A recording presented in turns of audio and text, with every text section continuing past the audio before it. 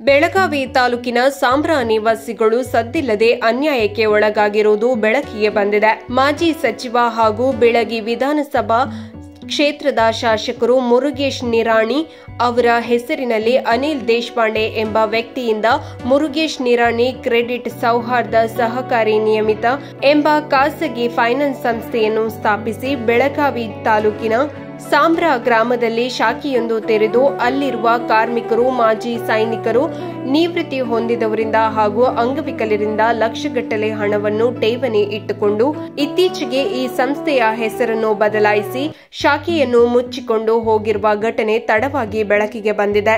ಇನ್ನು ಕರೆ ಮಾಡಿದರೆ ನೀವು ಯಾರು ಗೊತ್ತೇ ಇಲ್ಲ ಎಂದು ಹೇಳಿ ಫೋನ್ಗಳನ್ನು ಸ್ವಿಚ್ ಆಫ್ ಮಾಡುತ್ತಾರೆ. ಇದರಿಂದ ಇಲ್ಲಿ ಒಟ್ಟು 29 ಕೋಟಿಯಷ್ಟು ಠೇವಣಿ ಇಟ್ಟ ಸಾಂಬ್ರಾ ನಿವಾಸಿಗಳಿಗೆ ದಿಕ್ಕಿ ತೋಚದಂತಾಗಿದೆ. ಆದ್ದರಿಂದ ವಂಚನೆಗೆ ಒಳಗಾದವರನ್ನು ಪತ್ರಕರ್ತ ಹಾಗೂ ಹೋರಾಟಗಾರ ಬಸವರಾಜು ಅವರನ್ನು ಭೇಟಿ ಮಾಡಿ ಇವರ ಸಮಸ್ಯೆಗಳಿಗೆ ಜಿಲ್ಲಾಧಿಕಾರಿಗಳಿಗೆ ಮನವಿ ಸಲ್ಲಿಸಿ ಕೂಡಲೇ ಇವರಿಗೆ ನ್ಯಾಯ ದೊರಕಿಸಿಕೊಡಬೇಕೆಂದು ಆಗ್ರಹಿಸಿದರು. ಸಾಂಬ್ರಾ ಒಂದು ಗ್ರಾಮ ಪಂಚಾಯಿತಿ ವ್ಯಾಪ್ತಿಯ ಆ ಸಾಂಬ್ರಾ ನಿವಾಸಿಗಳ ಒಂದು ಪರಿಸ್ಥಿತಿ ವಿಶೇಷವಾಗಿ ಕಳೆದ ಒಂದು 10 ವರ್ಷಗಳ ಹಿಂದೆ ಏನು ಇವತ್ತು ಬಿಜೆಪಿ ಮುಖಂಡರು, ಮಾಜಿ ಸಚಿವರು ಆಗಿರ್ತಕ್ಕಂಥ ಶ್ರೀ ಮುರುಗೇಶ್ ನಿರಾಣಿ ಅವರ ಒಂದು ಹೆಸರಿನಲ್ಲಿ ಈ ಒಂದು ಬೆಳಗಾವಿನ ಸಾಂಬ್ರಾದಲ್ಲಿ ಒಂದು ಸೊಸೈಟಿ ಸ್ಟಾರ್ಟ್ ಆಗುತ್ತೆ. ಶ್ರೀ ಮುರುಗೇಶ್ ನಿರಾಣಿ ಕ್ರೆಡಿಟ್ ಸೌಹಾರ್ದ ಸಹಕಾರಿ ನಿಯಮಿತ ಅಂತ ಹಲವಾರು ಕಡೆ ಬ್ರಾಂಚು ಮಾಡ್ತಾರೆ. ಅನಿಲ್ ದೇಶಪಾಂಡೆ ಅಂತಕ್ಕಂಥ ವ್ಯಕ್ತಿ ಈ ಒಂದು ಖಾಸಗಿ ಫೈನಾನ್ಸ್ನ ಸ್ಟಾರ್ಟ್ ಮಾಡ್ತಾನೆ. ಸ್ಟಾರ್ಟ್ ಮಾಡಿ ಆ ಒಂದು ಸಾಂಬ್ರಾದಲ್ಲಿರ್ತಕ್ಕಂಥ ಇಲ್ಲಿ ಸಾಕಷ್ಟು ಮಾಜಿ ಸೈನಿಕರಿದ್ದಾರೆ, ಮತ್ತು ಕೂಲಿ ಕಾರ್ಮಿಕರಿದ್ದಾರೆ, ಮತ್ತು ಮಹಿಳಾ ಸಹೋದರಿಯರಿದ್ದಾರೆ, ಮತ್ತು ಪಾಪ ಅಂಗವಿಕಲ ಕಾರ್ಯಕರ್ತರು ಇದ್ದಾರೆ. ದಿನನಿತ್ಯ ದುಡಿದು ಏನೋ ತನ್ನ ಮುಂದೆ ಭವಿಷ್ಯದ ನಿಧಿಗಾಗಿ ಈ ಬ್ಯಾಂಕಲ್ಲಿ ಠೇವಣಿ ಹಣ ಇಡ್ತಾರೆ. 2 ಲಕ್ಷ, 3 ಲಕ್ಷ, 50,000, 80,000 ಈ ರೀತಿ ಇಡ್ತಾರೆ. ಆನಂತರ ಇದು ಇದೇ ರೀತಿ ಮುಂದುವರೆದು ಇವಾಗ ಇವ್ರಿಗೆ ಬೇರೆ ಕೆಲಸದ ನಿಮಿತ್ತ ಇವ್ರಿಗೆ ಹಣ ಬೇಕಾಗುತ್ತೆ, ಮತ್ತು ಅವಧಿ ಮುಗ್ದಿರುತ್ತೆ.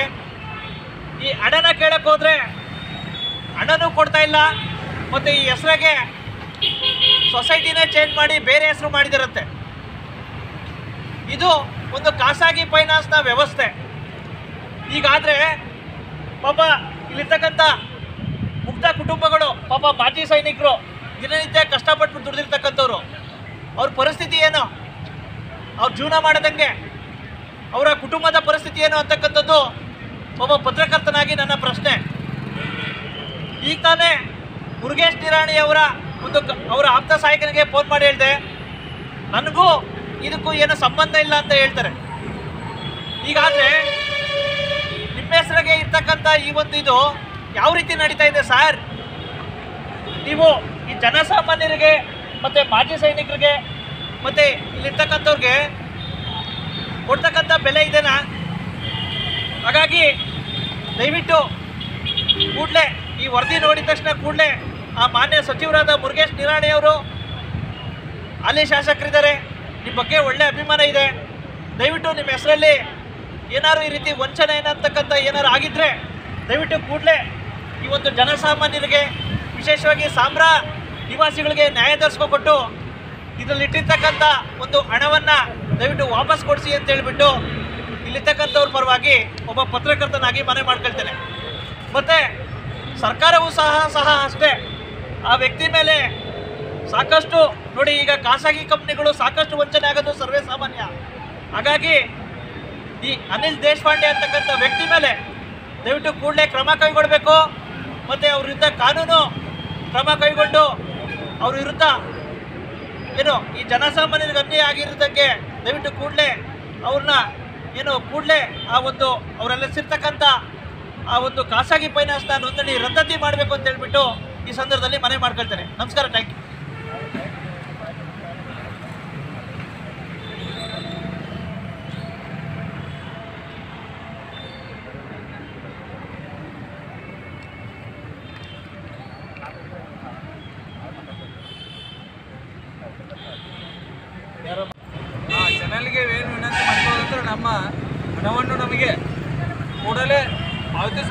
ವಿನಂತಿ ಮಾಡ್ಕೊಳ್ತೇವೆ. ಯಾಕಂದ್ರೆ ನಾವು ಇದು ಇಂಥ ದುಡ್ಡಲ್ಲ, ನಾವು ಬಡಬಗ್ಗರು ಅಗದಿ ಸಾಮಾನ್ಯ ಕೂಲಿ ಕಾರ್ಯ ಮಾಡಿ ನಾವು 1 ಲಕ್ಷ 2 ಲಕ್ಷ ರೂಪಾಯಿ ಹಣ ಇಟ್ಟವರು ಅವು ಮರಳಿ ಬಂದಿಲ್ಲ ನಮಗೆ. ಆದ ಕಾರಣ ನೀವು ದಯವಿಟ್ಟು ಇದು ಯಾರು ಏನದಾರಲ್ಲ, ಮುರುಗೇಶ್ ನಿರಾಣಿ ಆಗಲಿ, ಅನಿಲ್ ದೇಶಪಾಂಡೆ ಆಗಲಿ, ನಾಯ್ಕರಾಗಲಿ, ಇವರೆಲ್ಲರೂ ನಮಗೆ ಸಹಕಾರ ಮಾಡಿ ನಮ್ಮ ಹಣ ಮರಳಿ ಕೊಡ್ಬೇಕಂತೇಳಿ ನಾವು ವಿನಂತಿ ಮಾಡ್ಕೊಳತ್ತವ್ರಿ.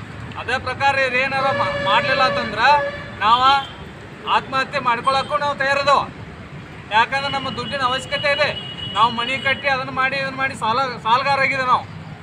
ಆದ ಕಾರಣ ದಯವಿಟ್ಟು ಇದೇನು ಸಂಬಂಧಪಟ್ಟದವ್ರದಾರಲ್ಲ ಅವ್ರು ನಮಗೆ ಹಣ ಒದಗಿಸ್ಕೊಡ್ಬೇಕಂತೇಳಿ ತಮ್ಮಲ್ಲಿ